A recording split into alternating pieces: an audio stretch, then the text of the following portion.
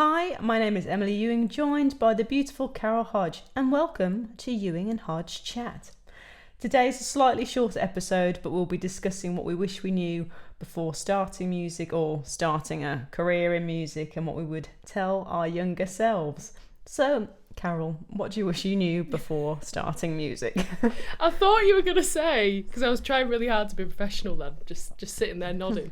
I thought you were going to say, tell our younger viewers. Just something in my head was like, is this a kids thing now? Have I messed the memo? Yeah, it's such a minefield, isn't it? Of my main thing is I wish I'd known how long it might take, and I wish I'd thought of it as being like an actual career as opposed to, I don't know. I mean, when you're younger as well, you're very naive. Well, I certainly was. I'll just talk about myself. I was very naive, and I expected to, become wildly successful immediately. So I started playing in bands when I was 15, and started to write songs for the band I was in. And initially it was that sort of tail end of the 90s, so like 1997 is when we started, and there was still quite a lot of money in the music industry. It was just getting towards that bit when they were like, oh, actually we should stop throwing advances at any band that had been together 5 minutes and produced 3 songs. So we had quite a few people. We had people from like major record labels come and watch us, and nothing ever happened. But we were very much of the mindset that, oh well, that's it. We've got it sorted now. We're going to be on TV. We're going to be on Jules Holland and on the radio and everything. And it didn't happen. And I kind of wish I'd known there was alternatives, and I wish I'd known that I needed to take my ego out of the situation in order to flourish as an actual musician. Go on, what about you? What do you mean by like alternatives? Alternatives, as in, well, kind of like what I'm doing now. I'm not trying to get a record label. I'm not trying to get a record deal. I've got my own record label, and I release my own music. Yeah. And I manage myself, and I do all my own gig booking. And I'm just tired just thinking about that, to be honest.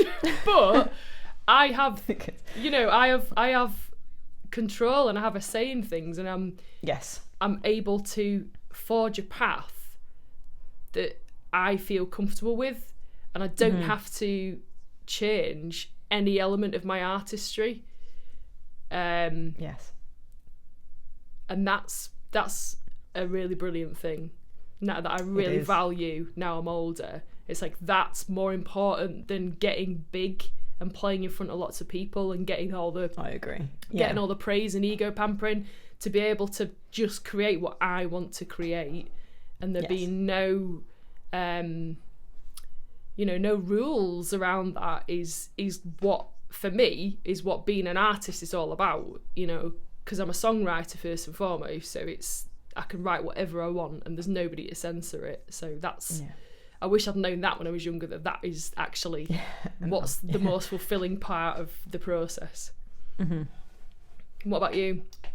Well, it kind of echoes a little bit of what you were saying, that the path isn't straight or linear. It's like that. Yeah. And it is, can be quite disheartening.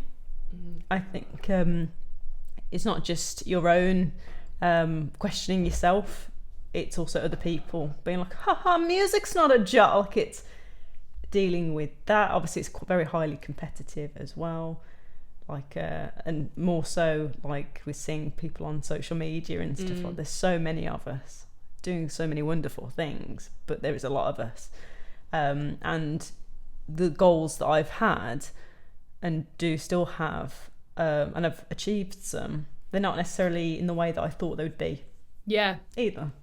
So it's like I've met people that I didn't think I'd meet, and there are opportunities that have come through them. I've had like a song of mine be recorded by a local artist, a folk singer and stuff. So I've had like, but it's not necessarily on the massive names, which is, well, fingers crossed, like we still get there, but you know, it's still kind of touching upon it and stuff, which is cool. But it's not a straightforward process. Yeah, and it is, absolutely. As I said, I think not a lot of people realise how disheartening it can be, or the, like you said, the hard work that goes into it, because when you are independent or self-employed, like whatever part of music that is, you are like an agent, a manager. Yeah. You edit, you songwrite, you to a degree produce certain stuff, and yeah, you're not just one role either. Exactly. Yeah. If you can't afford a team, or you haven't got a team just yet, or yeah. But do you know what? I was thinking, I was talking to somebody about this the other day. Again, just thinking about it being a career, as opposed to when you're younger, you think, I'm just going to do that. I just need to have enough energy to do that. And then that's it. I'll have made it. I'll be a millionaire. I can do what I want with my life. You know. Yeah. But so many people think that, you know. Well, rather than thinking of it as like, this is what I'm going to do for the next 50 years. You know, and all the different amazing things that might happen along that way, all the people you might work with. Yeah. But yeah, I wish I'd known as well that the music industry is all about people, and it's all about you know, who you actually want to spend time with and who you want to work with. You know, you could have somebody who's the most like talented singer, say, in the entire world, but if they're an absolute nightmare to be around, like, you don't want to spend your working life with people who make you feel bad, or, you know, who drain you or whatever. Yeah. I always say, I mean, one of the biggest things to happen in my career was getting the job with Steve Ignorant, which was originally touring America and Canada and Australia and New Zealand. And people always ask me about that, and I say I got the job because I turned up to the audition, and I knew the songs, I did a decent job of them. But the thing that I think got me the job is I was down to earth, and I was friendly, and I was like cracking jokes with everybody, and they probably thought, right, who can we spend a month on a tour bus with? Like, let's go with Carol, because, you know, she seemed like she was on the same wavelength or whatever. Yeah. Well, I was going to say that as well. In one of the things, I was like, what did I wish I knew? It's like, not every opportunity is either the right one as well. Yeah. And also basically echoes what you were saying again. It's, you've got to get on with people. Yeah. And you have to put like mental health first. And I remember when I was at university on a music business course, it was like, you must say yes to every opportunity. And of course there's an element of that. You must push it, like, because if you don't try, you don't know. But it doesn't mean that, you know, I wouldn't necessarily put myself through, which I have done, working with people that make me uncomfortable, or the stress involved, not recommended, or like overwhelmed, like your mental health, where it's like you can't cope. And there are some singers that are, when you do session singing, for example, there are some singers that are just better for that genre. Yeah, better. Like, so you can't say yes to punk and you're not a punk singer. Absolutely, and you know, that's a really, really good point. That you know, the whole thing of like say yes to everything. Like, I don't agree with that anymore. But it's taken me to the age of 40 to actually have enough self-worth to be able to say no to some things without thinking, who do you think you are? They're gonna think you're an egomaniac, bitch. And like you think you're too good for them, when in actuality it's like, now I'm just like, okay, I'm gonna listen to my instinct. What's my gut feeling about this? Do I have enough time to do it? You know, do I want to do it? Is it going to help me? Is it going to help the person? What's the person like that wants to work with me? Yeah. And you go through all those things, and that's completely legitimate, and that's not you operating from a holier than thou place. That's just you being sensible and not overloading yourself and overwhelming yourself. Yeah. So I had to turn down a collaboration the other day. Great song, absolutely fantastic, but just as a songwriter and a singer, just wasn't a good fit. And it's you're just honest. You just say, I think a better singer is suitable for doing this, and everyone's fine. I mean, you always have. I think that's the thing about doing music. It's like you carry guilt, especially when you're again doing it by yourself.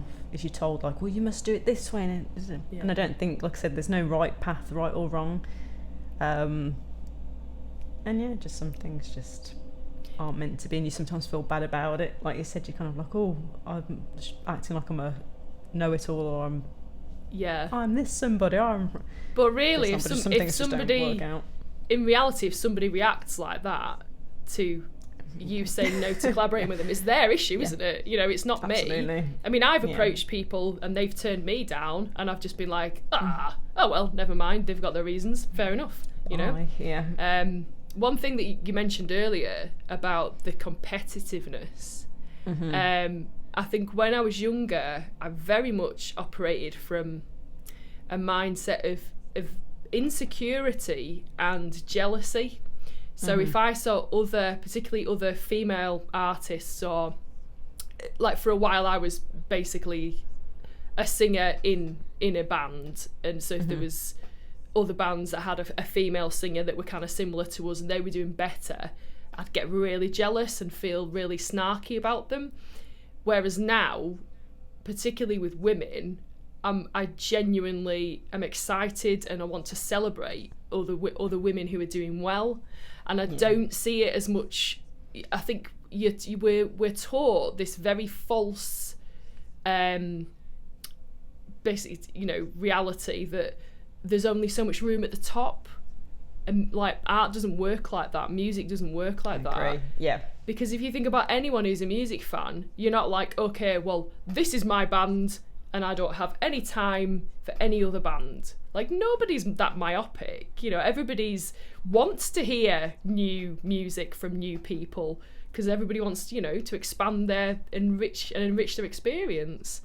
So yeah, I think that idea of competitiveness, I think it's really poisonous. And there's so much of it though, isn't there? Though it's like it's good. I mean, that's a good thing about being in like the mindset that you're in now, is you can kind of see traits that people have as well that comes across a bit competitive. But it's very small. It's a very small-minded and very small way to act. And now, and it's taken me a long time to get to this point, and I've had to really work on the mindset, because I was taught from a young age, be competitive, you know, you've got to be the best, like, and that's not necessarily helpful, is it? But I'm now in a mindset of like, I want to learn from those people who are doing better than I am. I want to look at... you've got something, you can never stop learning. Yeah, totally. What do they say? If you're the smartest person in the room or something, get in a bigger room. Forget that. Scrap that bit. It's like you should never be the smartest person in the room or something, because you should always learn something from people. I think it's something along those lines anyway. But, I like that. That's really good, yeah. Yeah, I think the other thing I was going to say, I don't know if you've had experience with this, but you do meet people, or something that I wish that I was aware of, that try and sell you something. And I'm on about, well, maybe a product, but they try and sell you the dream. Like they, dare I say, like they prey on people that they know how much people want it. Like the sharks in the industry as well. I have dealt with people that are like, oh, I know so-and-so, I can get you this thing. And it doesn't happen. Like it just, they're either blowing smoke or like it's, and you feed into it sometimes. They're like, oh, you can be this star. I'm like, oh, I'll take you to London and we'll meet these labels. And I know so-and-so, but they don't really. It's like they just might have met them in a... Yeah, no, I've met those type of people more times than I can say. They're out there. And I've kind of come to the conclusion they sort of fall into two categories. There's some of them who are genuinely, actively seeking to exploit people. That's the word. Financially, yeah. So they might, there are people out there still who are like, oh, she's very average, but I can see she's really desperate to make it. So I'll be her manager and she can pay me all this ridiculous amount of money to do that. Like, there are people out there like that. But there are also a lot of people out there who just want to be involved. And I think that's something that should be appreciated. There's people, because you'll have, I mean, I know you've not gigged for a little while, but every gig I do, there's always somebody comes up to me afterwards and says, "Oh, I know so and so," or "I can get you a gig here," and it's with it's with the best will in the world that they say that, and they're just excited and they've enjoyed themselves, and they're maybe a bit drunk, and they just want to be involved, and that's a really lovely thing, you know, and that's to be cherished, really, like keeping those people with that enthusiasm, like in the fold, so to speak. But I now never get excited or think any of the things that they tell me are going to happen. That's what I was going to say, though. Do you find that it makes you suspicious? Because that's what I was going to say. Does it make, not suspicious might also be the wrong word, but there's not like a distrust, but like when people say like, "Oh, da da da," is there like a part of you that's like, I work by the mentality now, because I've been in so many situations where things have been promised to me, record deals and tour supports with huge names and all this kind of thing, that I always give the analogy of like, okay, so like I've just done this big tour in Europe, right? And I was like, I'm going to get excited about it, especially after the last couple of years when loads of things got cancelled as well. I'll be excited about it when I'm ready to go on stage at the first gig. And it's like, that's when it's really happening, you know? Yeah, when it happens, you believe it. Yeah. And until that point, anything could get in the way of it. So I'm not going to put all my eggs in that basket, because I've done that too many times. I've been burnt from experience. Same. I was going to say, that's what you kind of learn as you do this as well. Yeah. It's like, don't get too... Well, it's nice to... But that's a shame, though, because it's nice to be excited. Yeah. But then you do learn that it's like, okay, we'll wait and just patience, and we'll just see how it goes. Go with the flow of it. Absolutely. But we'll finish on this bit. Would you change anything? If you could go back and alter anything, would you do it, or would you just do what you've done? That's a big question, isn't it? And on the big questions. Well, you go first. Have you got to be honest, it's one of those things that you think about a lot and you're like, would I change it? But honestly, no, because I think like you learn, and it's experience, and that's what life's all about, is experience. Of course, like maybe I would have got out of situations sooner. Probably things like that. Like I wish that I'd kind of clocked things sooner, or learned things like things about like marketing a bit quicker. Like I was a bit slow with learning some things, and I wish maybe I was quicker, or met certain people sooner. But it's all experience, and I don't think I'd change that necessarily. I think you just kind of, I'd speed up probably the process, good and bad maybe, but it doesn't work like that. But no, I don't think it'd change. Yeah, I think I'd be the same. I wouldn't want to change things, and the reason being, I really like courted success when I was younger. Like I say, I've been doing it since I was 15, but now I look back and I just think, if I'd become really successful at that age, I don't know what would have happened. I probably wouldn't be here, in all honesty. I would not have been able to cope with it. Even the level of, touring and everything I'm doing now, I wouldn't have been able to do that when I was younger. I wouldn't have been able to survive it. Whereas now, I'm 40 and I've been sober for 4 years, and I've got a lot of gratitude for the things that do happen for me. Yeah. Like that's only come because it's happened when I've been older, and I've had time to develop and grow as a human, instead of just being unable to cope with everything that's foisted upon me. So and I think also like success, I know it's fed in because obviously like mainstream and stuff, but success doesn't stop at 25. Like you're like a great example of that. Like you are doing, and you will be doing, and continue to do lots of great things.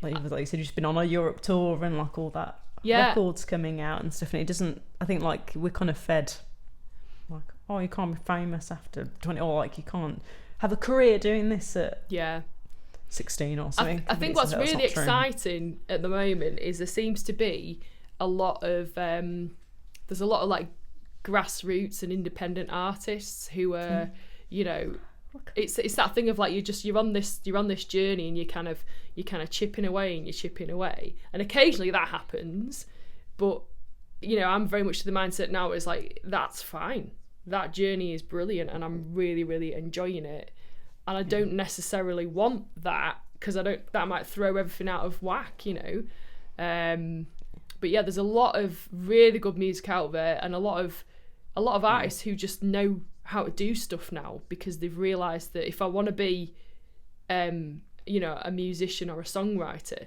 I need to learn how to play an instrument. I need to learn how to record and like produce even to a basic level to get my ideas across.